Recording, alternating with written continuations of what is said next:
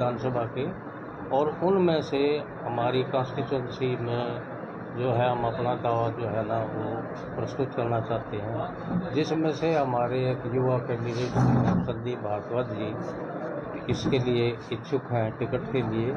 हम भी उनके फॉलोवर हैं, चाहते हैं कि उनको टिकट दी जाए, क्योंकि आज तक ब्राह्मण समाज को जब से भारतवर्ष आज़ाद हुआ है 1947 से लेकर 70-78 साल आज गुजर चुके हैं, एंड सारे के सारे जो है ना वो कांग्रेस को ही वोट देते आ रहे हैं, लेकिन आज तक कांग्रेस ने हमारी अनदेखी की है और हमारे किसी भी ब्राह्मण व्यक्ति को विधानसभा में रिप्रेजेंटेटिव बनने के लिए कोई टिकट आज तक नहीं दी गई है। ये सब सर्वमान्य विदित है कि जिस भी कम्युनिटी का कोई एमएलए नहीं होगा, चाहे वो कम्युनिटी कितनी भी रूप से, धन से, बुद्धि से, किसी तरह से सर्वश्रेष्ठ हो, लेकिन वो आर्थिक रूप से कभी भी तरक्की नहीं कर सकती।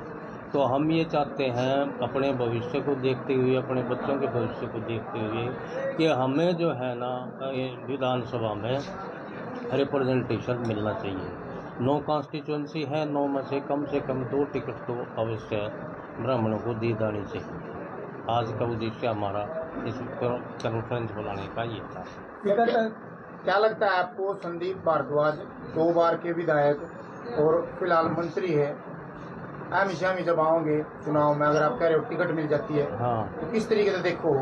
तो हम इसका कोई महत्व नहीं होता जी, कोई मंत्री हो या कोई भी हो, हमने फॉलोवर हमारे 40,000 वोट हैं, हम 40,000 वोट देंगे, और 40 के इसके अलावा भी 20,000 वोट जो सब हमारे साथ लगे हुए उनसे भी दिलवाएंगे।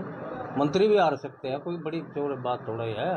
मंत्री को पहले टिकट दी थी कॉन्स्टिट्यूंसी से, कॉलोनी को छोड़कर मंत्री तो कभी भी किसी गांव से नहीं जीतते, ना कभी किसी गांव में गए, ना किसी गांव उनको आता पता है।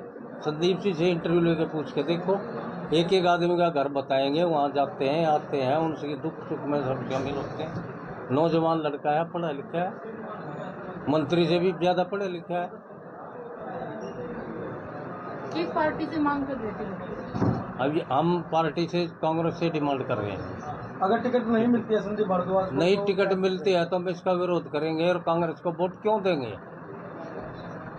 बिल्कुल भी नहीं देंगे। जो 70 साल से हमारे साथ धोखा करती आई है, अब हम धोखा नहीं खाएंगे।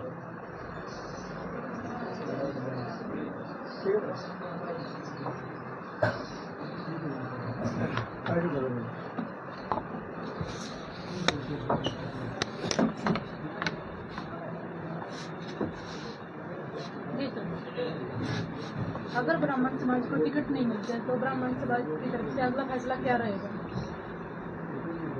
कांग्रेस ने हमारे साथ धोखा किया है। पहले हमारी लोकसभा सीट ब्राह्मणों की सीट थी, और पंडित चंजीलाल से लेकर अरविंद शर्मा तक सभी यहाँ पर एक तरफिया विजयी हुए हैं, लेकिन कांग्रेस ने धोखा किया।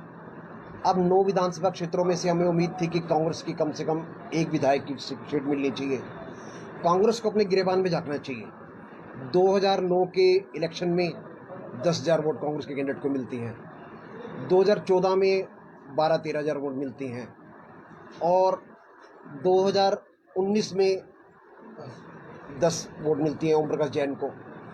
एक हमारा प्रत्याशी, एक हमारे समाज से एक होनहार लड़का जो निर्दलीय चुनाव लड़ता है और ले जाता है। ब्राह्मण समाज को जब वोट लेनी होती है तब तो सारे दादा खीर खिला के हमारे को ठगना चाहते हैं वोट लेकर।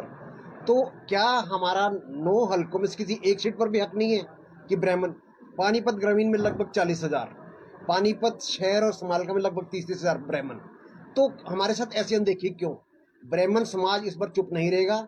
अगर कांग्रेस पार्टी हम टिकट नहीं देती है ब्राह्मण समाज के किसी उसको, 9 हलकों में से किसी एक को भी अगर टिकट नहीं देती है, तो ब्राह्मण समाज एक मीटिंग करके फैसला लेगा और इनको सबक सिखाएगा।